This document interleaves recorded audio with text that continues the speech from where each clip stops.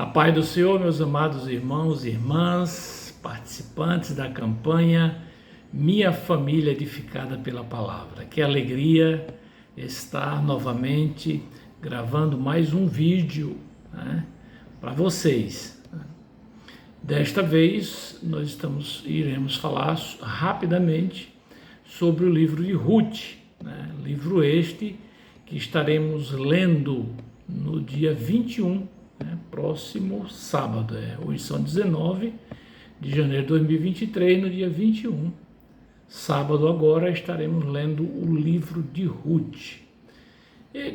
Primeiro nós queremos ver com relação à data, quando é que ocorreu isto, Observem, irmãos e irmãs, que o livro de Ruth é uma, digamos assim, uma micro-história dentro de uma macro-história.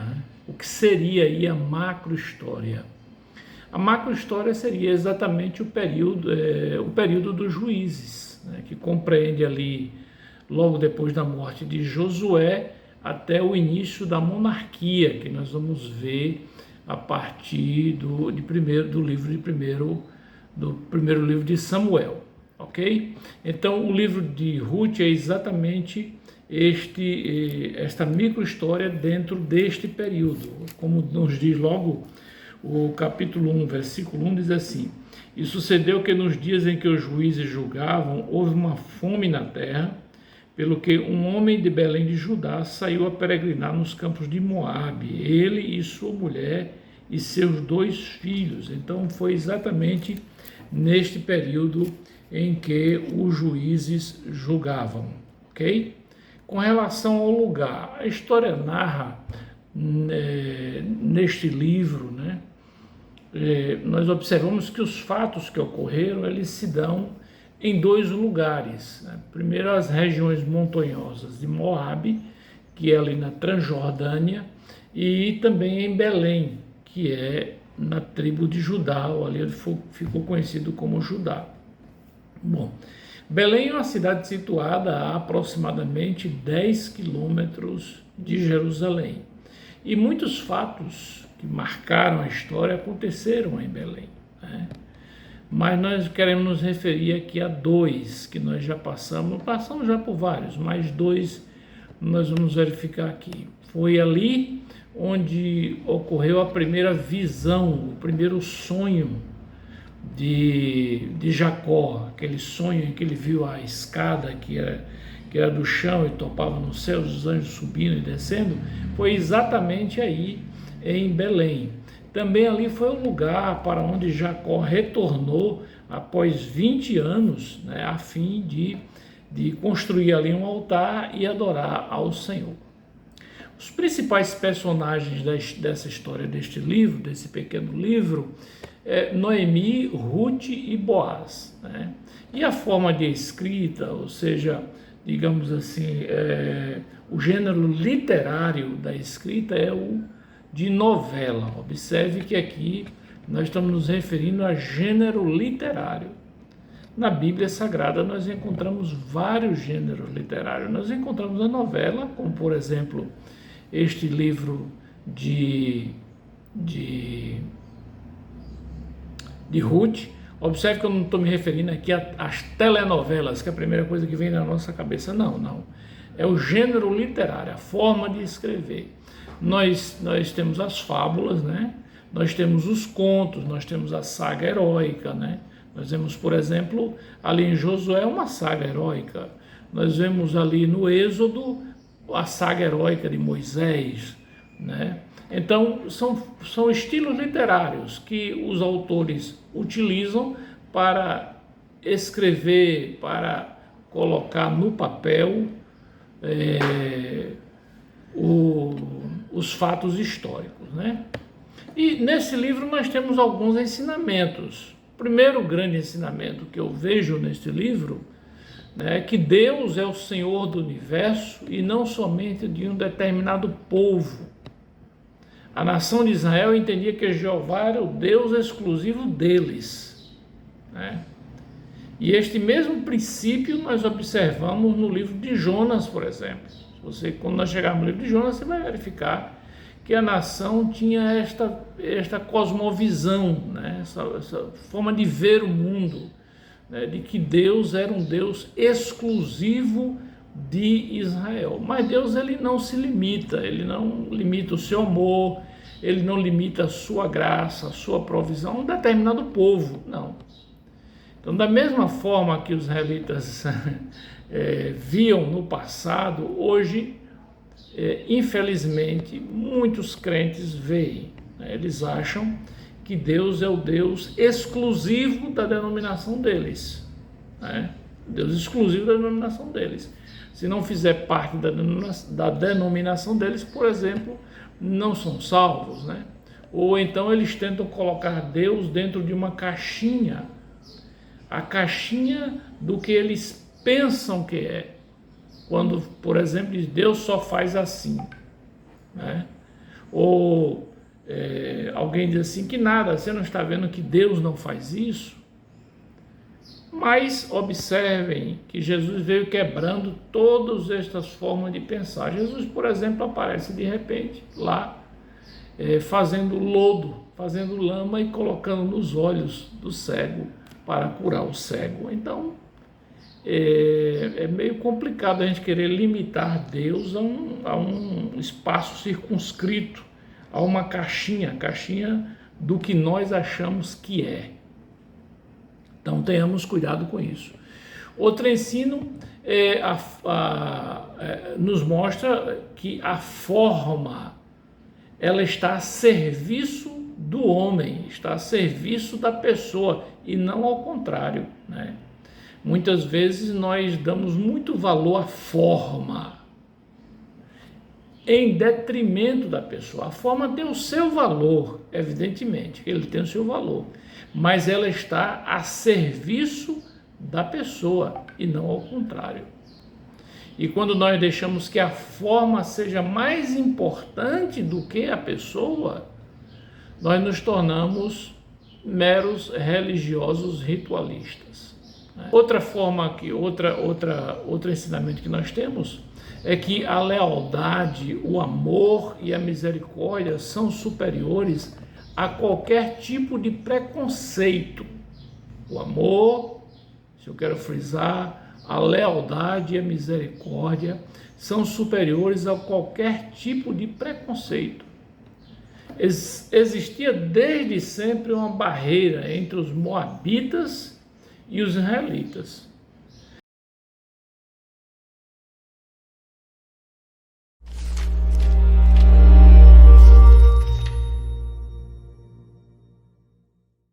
O livro de Ruth é um trabalho brilhante de arte teológica que nos convida a refletir sobre a questão de como Deus está envolvido nas alegrias e dificuldades do dia a dia das nossas vidas. Há 3 personagens principais no livro: Noemi, a viúva, Ruth, a moabita, e Boaz, o agricultor israelita. E sua história é contada em 4 capítulos que são projetados lindamente. Vamos nos aprofundar e ver como tudo se desenvolve. O capítulo 1 começa com essa frase: nos dias em que os juízes decidiram. E isso nos lembra dos dias muito sombrios e difíceis do livro de Juízes. E aqui encontramos uma família israelita em Belém lutando para sobreviver à fome. E assim, em busca de comida, eles se mudam para a terra de Moabe, antigo inimigo de Israel. E aí o pai da família morre. E os filhos se casam com 2 mulheres moabitas, Ruth e Orfa. E então os filhos também morrem. E assim, eles deixam apenas Noemi e essas 2 novas noras. E Noemi não tem mais motivos para ficar. E ela diz às suas novas noras que ela está voltando para casa. E Noemi sabe que a vida de uma viúva solteira e estrangeira em Israel é muito difícil. E então, ela compele as mulheres a ficarem para trás. Orfa concorda, mas Ruth não. Ela mostra uma lealdade notável a Noemi. E ela diz: onde quer que você for, eu vou. O seu povo se tornará o meu povo e o seu Deus se tornará o meu Deus. E assim as 2 retornam a Israel juntas. E o capítulo termina com Noemi mudando seu nome para Mara, o que significa amargura em hebraico. E ela lamenta o seu destino trágico. O capítulo 2 começa com Noemi e Ruth discutindo onde vão encontrar comida. E acontece que é o começo da colheita da cevada. E assim, Ruth sai em busca de comida e acontece que ela acaba colhendo grãos no campo de um homem chamado Boaz, que por acaso é parente de Noemi. Nos é dito que Boaz é um homem de caráter nobre e ele observa a Ruth. E assim, depois de descobrir mais sobre a sua história, ele mostra uma generosidade notável a ela. Ele permite que a imigrante Ruth possa colher grãos em seu campo. E ao fazê-lo, Boaz realmente obedece a um mandamento explícito da Torá, que é mostrar generosidade aos imigrantes e aos pobres. Boaz está tão impressionado com a lealdade de Ruth a Noemi que ora por ela para que Deus a recompense por sua ousadia. Então Ruth chega em casa naquela noite e Noemi descobre que ela conheceu Boaz e ela está emocionada. Ela diz que Boaz é o resgatador da sua família. Agora, essa coisa de resgatador da família era uma prática cultural em Israel, onde se um homem da família morresse e deixasse para trás uma esposa, filhos ou terra, era responsabilidade do resgatador da família casar-se com aquela viúva, aceitar a terra e proteger essa família. Então, Noemi começa a ter esperança de que talvez haja um futuro para a sua família. O capítulo 3 começa com Noemi e Ruth fazendo um plano para que Boaz perceba a sua situação. Então Ruth parará de usar roupas de viúva de luto e dará sinais de que ela está disponível para casar-se. E assim, Ruth vai ao encontro de Boaz na fazenda naquela noite. E quando ela se aproxima, Boaz acorda e ele está totalmente surpreso. E Ruth deixa as suas intenções muito claras. Ela pergunta se Boaz vai redimir a família de Noemi e se casar com ela. Boaz é mais uma vez surpreendido pela lealdade de Ruth, Noemi e sua família. E ele chama Ruth de uma mulher de caráter nobre. É o mesmo termo usado para descrever a mulher de Provérbios 31. Então, Boaz diz a Ruth para esperar até o dia seguinte, e ele resgatará Ruth e Noemi legalmente perante os anciãos da cidade. E assim, o capítulo termina, com Ruth retornando a Noemi, e elas se maravilham juntas por todos esses eventos recentes. No capítulo 4, tudo se encaixa. Acontece que, no último minuto, Boaz descobre que há um membro da família que está mais perto de Noemi do que ele, e ele é realmente elegível para resgatar a família antes de Boaz. Mas no último segundo, esse membro da família descobre que ele vai ter que se casar com Ruth, a moabita, e se recusa. Mas Boaz conhece o verdadeiro caráter de Ruth. E assim ele adquire a propriedade da família de Noemi e se casa com Ruth. E assim, no começo, como Ruth era leal à família de Noemi, agora Boaz é leal à família de Noemi também. A história termina com uma reversão de todas as tragédias no capítulo 1. Assim, a morte do marido e dos filhos é revertida, quando Ruth se casa novamente e dá à luz a um novo filho, concedendo alegria a Noemi. E essa simetria entre abertura e encerramento é ainda mais notável. Então, lembre-se, a tragédia da abertura foi seguida por um grande ato de lealdade da parte de Ruth. E isso agora é correspondido pelo ato de lealdade de Boaz que leva à restauração final da família. E essa simetria também destaca o conceito dos capítulos internos. Cada um dos capítulos começa com Noemi e Ruth fazendo um plano para o futuro. E isso é seguido por um encontro providencial entre Ruth e Boaz, e cada capítulo termina com Noemi e Ruth regozijando-se com o que aconteceu.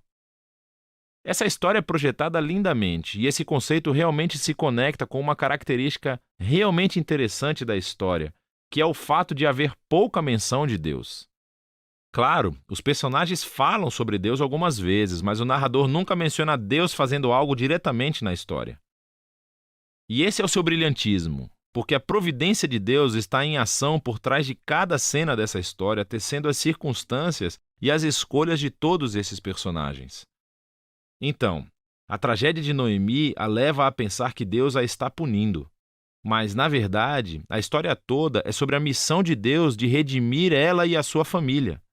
Ele está fazendo isso através de Ruth, através de sua ousadia e lealdade, que traz cura para a vida de Noemi. Mas não sem Boaz, que é um agricultor prático, cheio de generosidade e lealdade. E assim, Deus usa sua integridade combinada com a ousadia de Ruth para salvar Noemi e a sua família. E assim, essa história explora de maneira brilhante a interação dos propósitos e da vontade de Deus com a decisão e a vontade humanas. Deus entrelaça a obediência fiel do seu povo para realizar os seus propósitos redentores no mundo. E isso leva ao final verdadeiro da história. O livro de Ruth conclui com uma genealogia, mostrando como o filho de Boaz e Ruth, Obed, era o avô do rei Davi, de onde veio a linhagem do Messias. E assim, de repente, Esses eventos aparentemente mundanos e comuns nessa história estão entrelaçados na grande história de redenção de Deus para o mundo inteiro. E assim o livro de Ruth nos convida a considerar como Deus pode estar trabalhando nos detalhes muito comuns e mundanos das nossas vidas também. E é disso que trata o livro de Ruth.